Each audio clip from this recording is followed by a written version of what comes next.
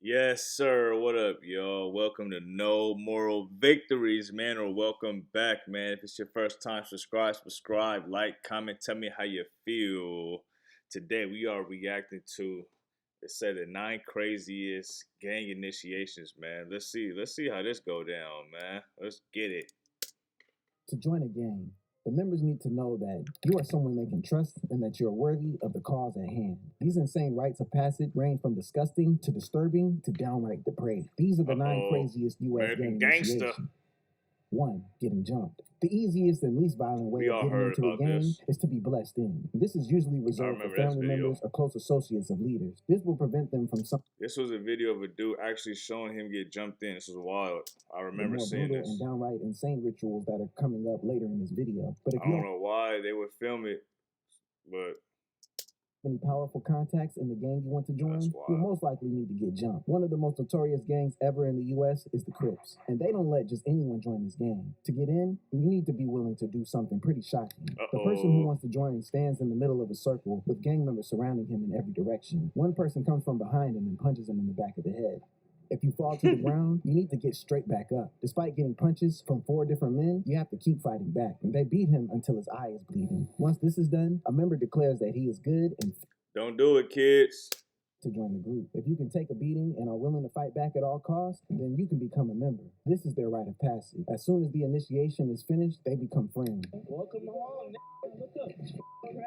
Like a lot of the Leaking rituals on and this list, everything, this man. one is so brutal. Your mind must really be made up if you're putting yourself through stuff like this. This beating proves to be a good fitter to hone out the weaker ones. To join this gang, you will be expected to engage in street fights, and you can't really afford to have any weak members on your team. The man afterward is wiping the blood off of his face and says, Initiation, man. You know, Got him. walk out pretty.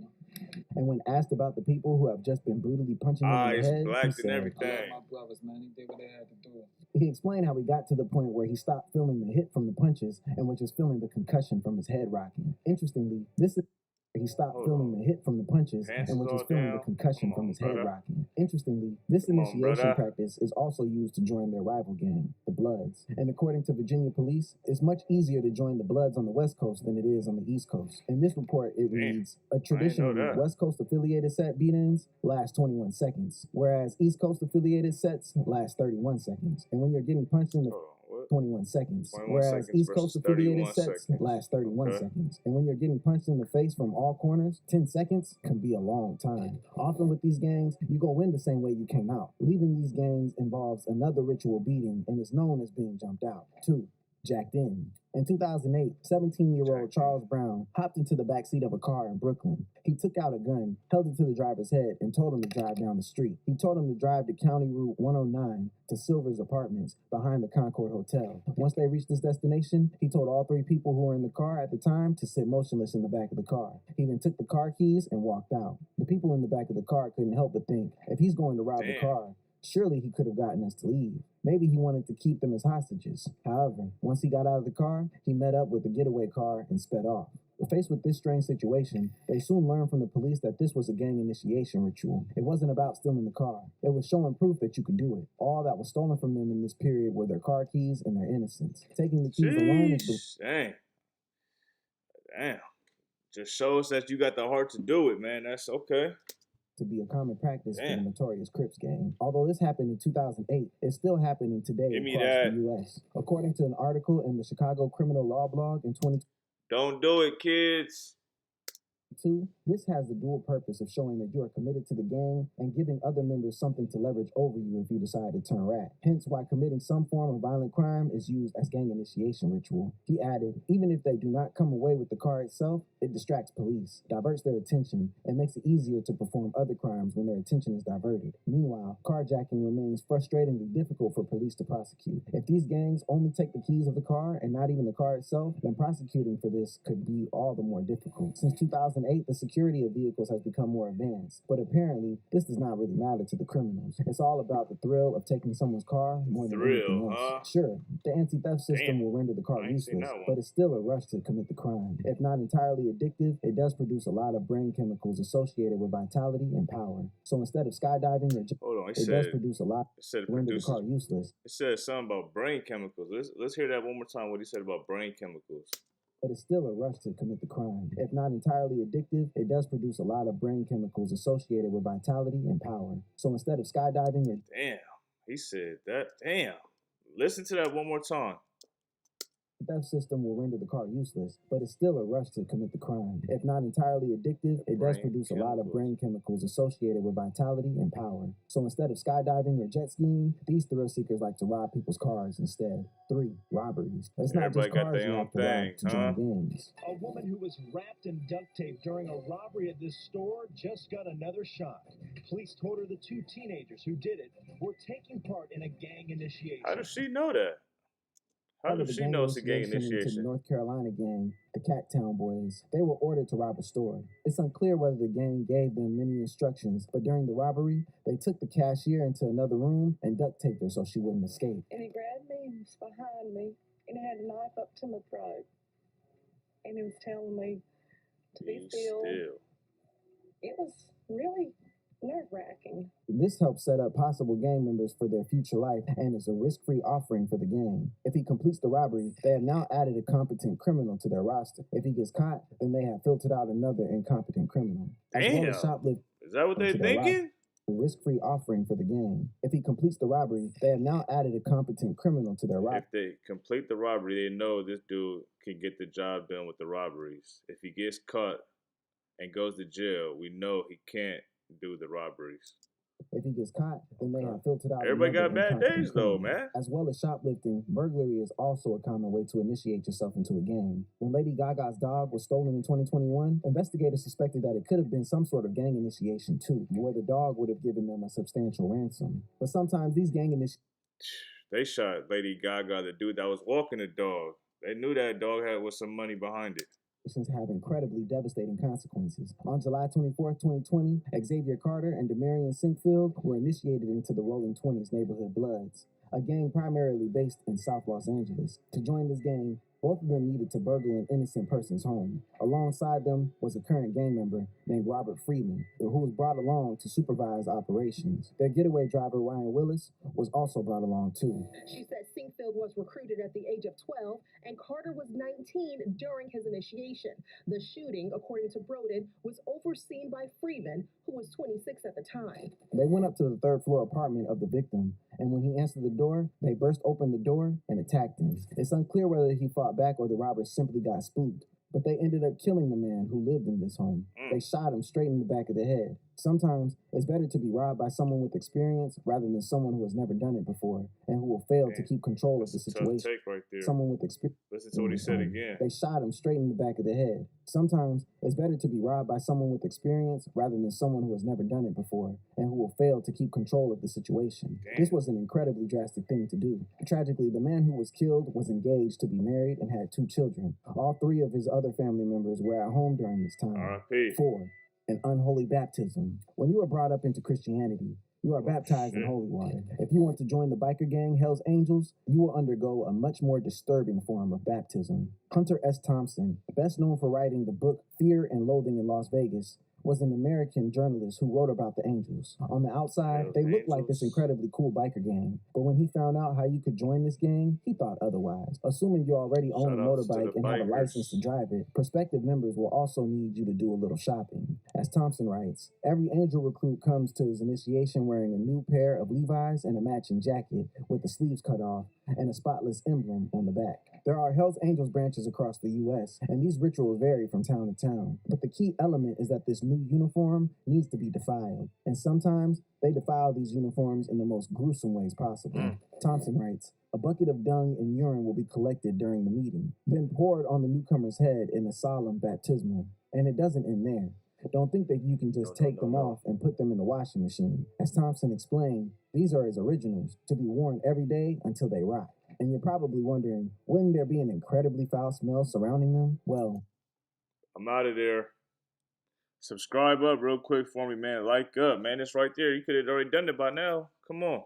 According to Thompson's, almost every Hells Angels member had incredibly poor hygiene standards, including the girls. He wrote, probably the most universal common denominator in identification of Hells Angels is their generally filthy condition. Investigating officers consistently report these people, both club members and their female associates, seem badly in need of a bath. Hells Angels have since rebuked these claims. Sometimes it's something a bit milder like being tarred and feathered, but even still, getting tarred and feathered is no picnic either. That's the thinking terrible behind too. these initiations is probably because to do something this disgusting, you would need to really want to join the Hells Angels. If you were in two minds or weren't sure about joining this club, this ritual will stop you dead in your tracks from joining. When writing about the gang's reputation, Thompson said, the Angels don't like to be called losers, but they have learned to live with it. Yeah, I guess I am, said one, but you're looking at one loser who's gonna make a hell of a scene on the way out. 5, blood for blood. Damn. But doing something disgusting is Damn. different from doing something depraved. The Aryan Brotherhood go that extra step further when testing who's fit to join their gang. This brotherhood is one of the oldest white supremacist groups in the USA. According to the Southern Poverty Law Center, the gang is the largest and deadliest prison gang in the United States, with an estimated 20,000 members inside prisons and Don't do it, kids, man. Stay out of this shit, man. the streets. To join this gang, it kind of goes without saying that you need to be white, but you will also need to do something which is known as make the bones. When NPR's John Burnett spoke with James Chance Jones, he asked him about one of his tattoos and found out what this phrase meant. It's blood in and blood out, he says. You have to commit a murder or a violent assault to get in the gang. And once you get that patch, you have to really commit quite an offense to get it burned off in such a brutal way. Like the carjacking ritual, this provides the gang with two vital pieces of information. Firstly, that the candidate is willing to commit violent crimes in their name. It's really all a test, man. The gang initiation sounds like a test, man. Is you with it or not? And can you get away with it? And secondly, this member now has a crime hanging over their head, which can be used against them in the case they snitch or come to the police. It also rules out the possibility of undercover cops or FBI agents joining them, as they would unlikely go to the lengths of killing someone so they could spy on them. And through their twisted and deeply racist logic, their enemies say about the rules cops? out the possibility of undercover cops or used against Oh, you got to kill someone. So if you're undercover cop, you got to really do that. in their Okay. name. And secondly, this member now has a crime hanging over their Listen head, up which real can be quick. used against them in the case they snitch Here we or come go. to the police. It also rules out the possibility of undercover cops or FBI agents joining them, as they would unlikely go to the lengths of killing someone so they could spy on them. And through their twisted and deeply racist logic, their enemies are not necessarily rivals. Damn, that's crazy. That initiation crazy because no undercover cop would want to join because they would have to kill somebody, bro. They would have to go through the initiation to join. And are they going to do all that to get some information on them, man? Or people Or you who have gonna double kill crossed them in another the past. person. In their eyes, a race war is ongoing. In an interview with ex-member John Greshner, he said, for the Aryan Brotherhood, murder is a way to make a social statement. If blacks attack whites, we send a message. We go pick one of their shot callers. We catch them walking across the prison yard under guard, escort, and handcuffs. It don't matter. We're going to butcher him in front of God and everybody at high noon in the middle of the yard. Murdering to join a gang is not limited to the Aryan Brotherhood. Ironically, the African-American nationalist gang, Sons of Malcolm X, also require members to kill someone to join. Looks like they have more things in common than they Is that true? not limited to the Aryan Brotherhood. Hold on. Ironically, the African-American nationalist gang, Sons of Malcolm X, also require members to kill someone to join. Looks like they have more things in common than they realized. 6. Damn, Buck I 50. wonder if that's true. Back in the I late gotta look into that. 1990s, a kid from New York recalls a night that changed his life forever. He was walking down Mariners Harbor, which was not far from where he lived. He was at the wrong place at the wrong time, but he was also wearing the wrong clothing. He was innocently wearing a blue t-shirt, but some people in this area viewed this differently. Jose happened to be wearing blue, which was the gang color for the Crips, and coming towards him that night were their enemies, the Bloods, who were engaged in an initiation process. Speaking to the journalist Paul Cantor, Jose said, they jumped me, 10 Bloods. They held me down, pinned my arms on the ground, and then one of them cut my face with a razor blade. Ooh. They left me there. The person who cut Jose that night was hoping to become a member of the Bloods. To become a Blood, he had to do something known as buck 50. A buck 50 is $1.50, and the phrase was used to describe a stabbing process that went underway. This prospective Blood member had to cut him in a way that would need 150 stitches. But for these gangs, you would need to stab a rival gang member, and their biggest rival rival was the Crips. Despite being criminals, most gang members have a code where you don't harm civilians, and rival gang members were fair game because they chose the gangster lifestyle. But with Jose, that's how it should be, man. And rival gang members, that's how it should be. Leave the civilians alone, man. Leave the civilians alone. Were fair game because they chose the gangster lifestyle. But with Jose, sometimes wearing the wrong color can qualify you as a rival member.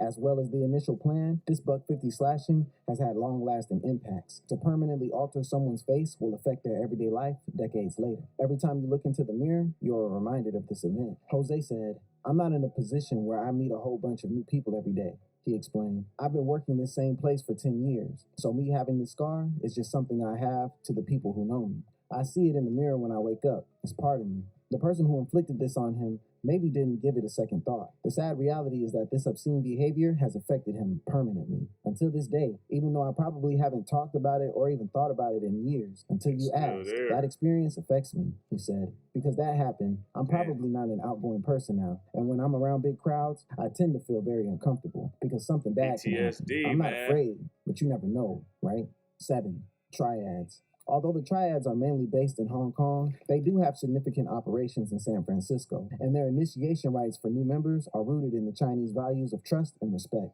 In 1992, a member explained how he was initiated into this gang. He was taken to the basement at 2 p.m. and stripped down to his underpants. All of the furniture had been removed except for a table covered in red paper.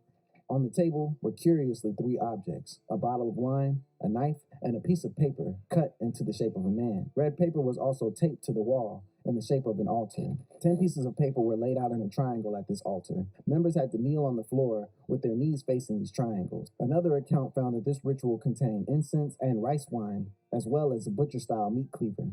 Whatever the case, each member has to repeat phrases in an ancient Chinese dialect that they were never to betray a brother, never to steal from a brother, and never to commit adultery with a brother's wife. This was followed by, "If we broke these oaths, we would be punished severely. We could be crippled or we could be killed." According to the prospective member, he asked us, "What will we do?" And everyone said, "Death." He said, "Damn, okay. That sounds like there's no violence in it, though. So far. No violence in this one." Louder, and we all shouted, "Death." He took a knife and hacked the piece of paper into pieces. Recruits must swear 36 oaths at traditional triad rites, which also formally involved the sacrifice of an animal whose blood was mingled with the wine and consumed by the new members. During the bowl that they drank this wine from is said to be smashed into pieces to symbolize what happens to any traitors. However, it's believed that in recent years, particularly with the advent of smartphones, that these ceremonies have become less flamboyant. But given the secrecy that these gangs operate under, who knows? 8. The Mafia. And speaking of secret gangs, the Mafia has been subject to myths and lore, and the initiation process has been the subject of debate for decades. In 1963, Joe Valachi, a member of the Italian-American Mafia, famously testified against them and gave the world an insight into what their initiation rituals were like. According to Valachi, "I sit down at the table. There's wine. Someone put a gun and a knife in front of me. The gun was a .38, and the knife was what we call a dagger. Maranzano, the boss, motions us up, and we say some words in Italian. Then Joe Bonanno pricks my finger with the pen and squeezes until the blood comes out. What then happens?" Mr. Maranzano says, "This blood means that we are family now. One family. You live by the gun and the knife, and you die by the gun and the knife." Half a century later, in 2011, Anthony Benji Arilata also testified on the initiation process, and a few alterations. Don't do it, kids, man. You feel me? It's gonna lead into bad things, man. Telling on your homie, going to jail, dying. Come on, it ain't worth it, man. Be a civilian. Made sense. Instead of wearing a stylish Italian suit, the only thing you would be wearing in this initiation was your birthday suit. Prospective members were ordered to strip naked. This was only recently introduced after the Feds secretly taped one of their initiation ceremonies. They were soon nicknamed as skinduction ceremonies. Members are thankfully given a bathrobe to cover themselves up, and they are brought into another room to meet 2 other mobsters. In this room, Arilata says, "He asked me if he asked me to commit murder, would I commit murder for him? I said yes." Damn. Get straight to it. Whew, that was wild. That was a wild one, man. Hey, man, don't do it. Stay civilian, kids, man. Leave that alone. OGs out here, man. Make sure you pushing that positivity, man. Let these kids be able to walk down the street, man. Wearing whatever, man. You saw in the video, a dude was wearing the blue shirt, and he got, he got $150 just for that. So let's keep it clean, man. Come on, y'all. Ah, man, this was wild. This was one of the wild ones. But make sure you like, comment, subscribe. Tell me how you feel. Shout out to my sponsors, man. I know they mad at me. I ain't been shouting them out. Downhill Socks. The link is in the description. Go shop now and tell them I sent you.